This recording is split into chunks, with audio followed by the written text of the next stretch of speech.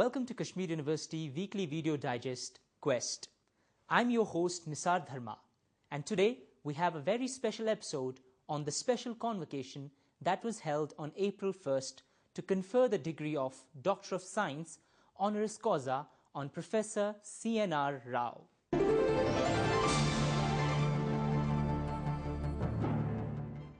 The special convocation was held in the convocation complex of the university.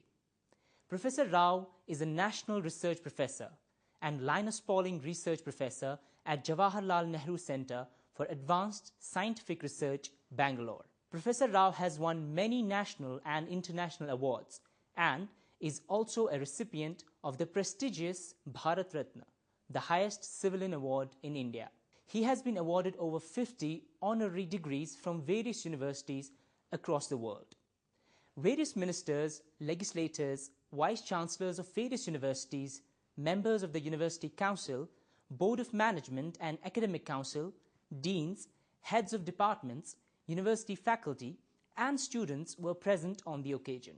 The convocation proceedings started with Registrar, University of Kashmir, Professor Zafar Ahmad Reshi, leading the procession inside the convocation hall.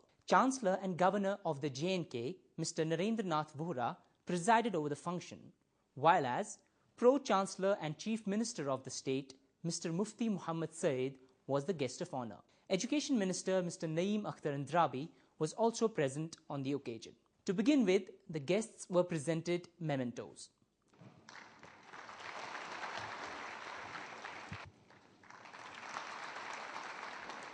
Registrar Professor Reshi then started the proceedings of the function with reading of the citation.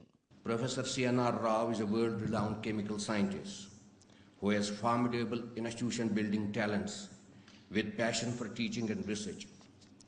Born in Bangalore, Professor Rao completed his early education in Bangalore itself and earned his college degree from Mysore University in 1951. He was inclined to join Indian Institute of Science for diploma or postgraduate degree in chemical engineering, but a teacher persuaded him to attend Banaras Hindu University for his master's program in chemistry. Professor Rao chose to get himself registered for PhD program at Purdue University, USA, ignoring several compelling offers from MIT, Massachusetts Institute of Technology, University of California, Penn State University, and Indian Institute of Technology, Kharagpur. He obtained his postdoctoral training at the University of California at Berkeley campus.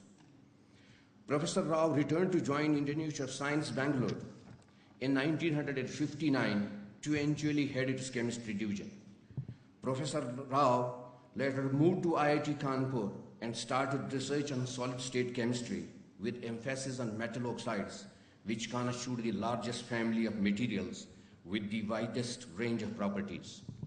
Introducing Professor Rao, Registrar informed that Professor Rao has been the founder of the Jawaharlal Nehru Centre for Scientific Research, which has the distinction of being the best in India. In fact, one of the main areas of research at this center is chemistry and physics of materials. Professor Rao has been publishing extensively on chemistry of materials, including novel methods of synthesis, discovery of new materials, tailor-made materials with desired properties, and so on, for over half a century. He has worked on high-temperature superconductivity, colossal magnetoresistance, multiferroics, and open framework materials. In fact, in the last 20 years, he has been investigating various nanomaterials, especially nanotubes, nanowires, and graphene.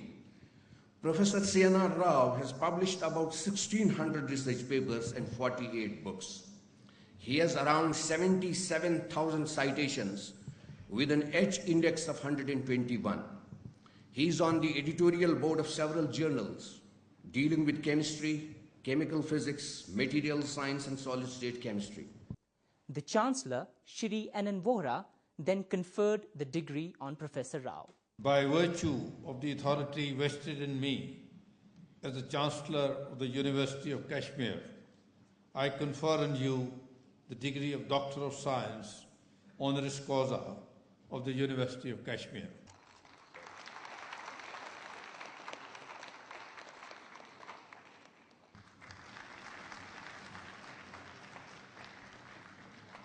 Professor Rao is the third Indian scientist after physicist C.V. Raman and nuclear scientist APJ Abdul Kalam to receive the highest civilian award, Bharat Ratna, in 2013.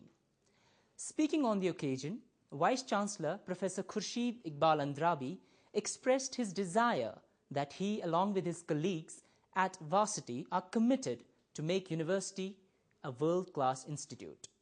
Committed to create and disseminate knowledge for human development and welfare. Ladies and gentlemen, we remain truthful in our allegiance to create an intellectually stimulating environment and promote excellence in teaching, research and extension activities, facilitate academic freedom and harmony, so very vital to build up on the progress we have made over the years in earning recognition for this university, in being shortlisted to be within 10% of the Indian universities graded A by NAC. It's imperative, however, to keep participatory engagement of teachers, scholars, students, and learned members of the civil society to develop innovative, creative, and futuristic programs to meet technological, socio-economic, political, environmental challenges faced by us and anticipated in future.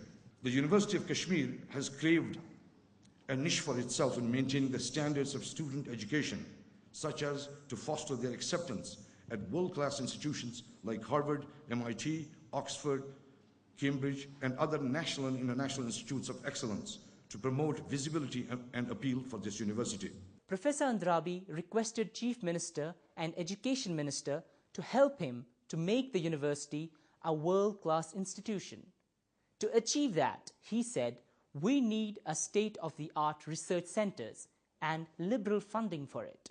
The faculty of this institution remains sensitive to the standards associated with the profile of a university teacher. In fact, this is perhaps the only job where the promotional prospects are linked with stringent performance indices based on quality variables with national endorsement. Despite infrastructural compulsions to meet with such assessment variables, we have always come through without necessarily making headlines. For the fact that we know that we would perhaps do even better with resources that are not coming by due to financial compulsions. Research infrastructure that has come up over the last 5 years or so is a testimony to our effort in having 166 extramurally funded projects in operation with a financial outlay of about 70 crores. None of these projects, however, supports construction of any kind to bring about a change of substance in the ambience of our research laboratories. In fact, the sustenance budget as a support for research activities at the university is paltry 0.1% of the total budgetary allocation. That too we struggle to maintain for compulsive adjustments towards areas like examination that matter the most. I must, however, appreciate the assurances of the Honourable Chief Minister, the Honourable Education Minister, and Honourable Minister for Finance to have these concerns addressed too promptly. Thanking Kashmir University for honouring him, Professor Rao said that it is a special occasion in his life. He said that education system defines the growth of a nation. I feel in our hurry to grow, hurry to develop, we usually tend to forget the most essential things of life, education and science. I am a firm believer in the fact without a strong foundation in education, very strong foundation in science, no country can be a leader in this world. Everything else you gain will be a temporary gain. A long-term gain for any country will depend on how good your education system is, how strong is your scientific foundation is. It is in this context I hope India will do its best to do everything possible to invest more in education, invest more in science. Not only the government but our industry. Our industry has given very little for either education or science. I hope our industry will contribute to both education and science. I hope you all know that nearly 90% of the funding for science comes from our government, but almost nothing from industry. Expressing hope in the leadership of the university and the state, Professor Rao said that he is hopeful that Kashmir University will come up with a highly competitive research environment in the campus. Kashmir deserves a special support. I do hope the university can establish a very modern laboratory, modern facility for frontier research. Don't call it just another research center. Frontier research laboratory. Because scientific research is going on so rapidly. The joke is that you have to be galloping to remain stationary. To really make major advances in that today, from here, you require a tremendous effort, tremendous facility, and human will. And I'm sure in the presence of our administrators and also Governor and Chief Minister and Education Minister, let us make a definite resolve that to have a fantastic research center in the university, and second, also have other types of institutions.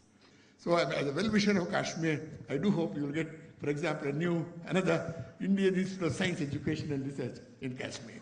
Delineating the education history of Kashmir, Pro-Chancellor and CM of the state, Mr. Mufti Muhammad Saeed, told participants that 7 centuries ago, Kashmir had an exclusive school for women.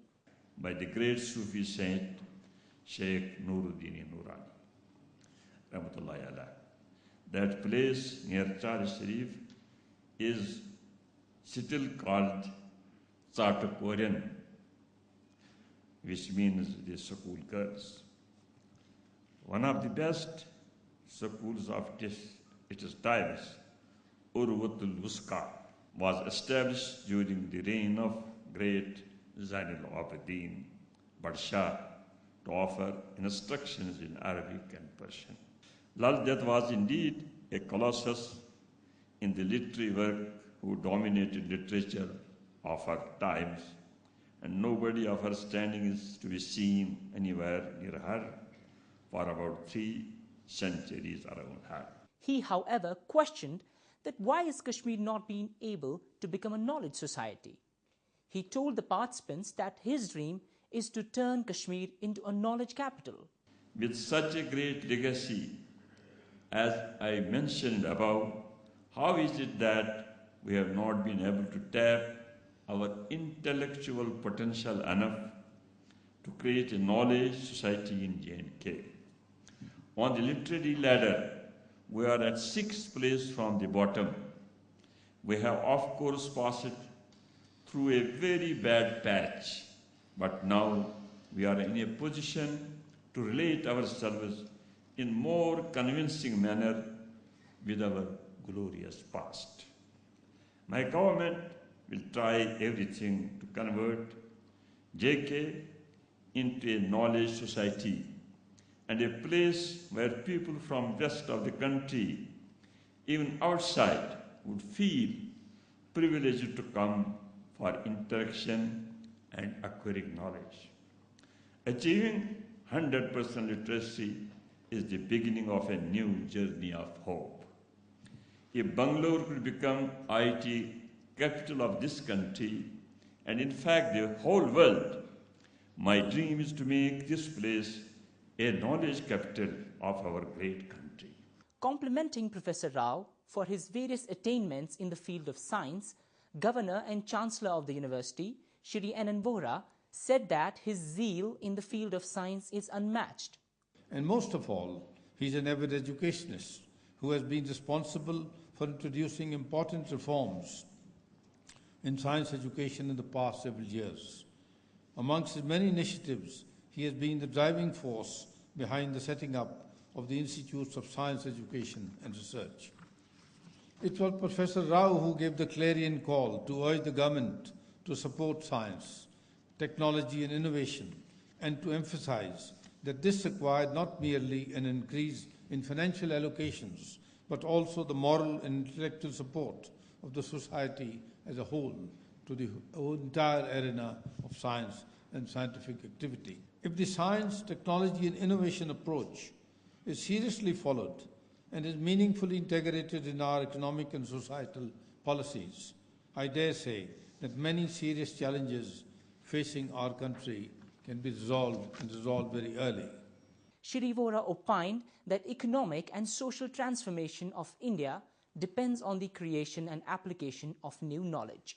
It is important to recognize that this is only knowledge which can lay the foundations of an inclusive and wholesome society. An important objective of building a knowledge society is to empower young men and women through education and ensuring that all our delivery systems are structured on the basis of the latest knowledge, know-hows and techniques. And if India is to emerge as a major player in the global knowledge economy, as we aspired to do for the last several years, it is of crucial importance that we succeed in imparting higher education on a meaningful basis and ensure that new knowledge is created. And new knowledge can be created only through high-quality research.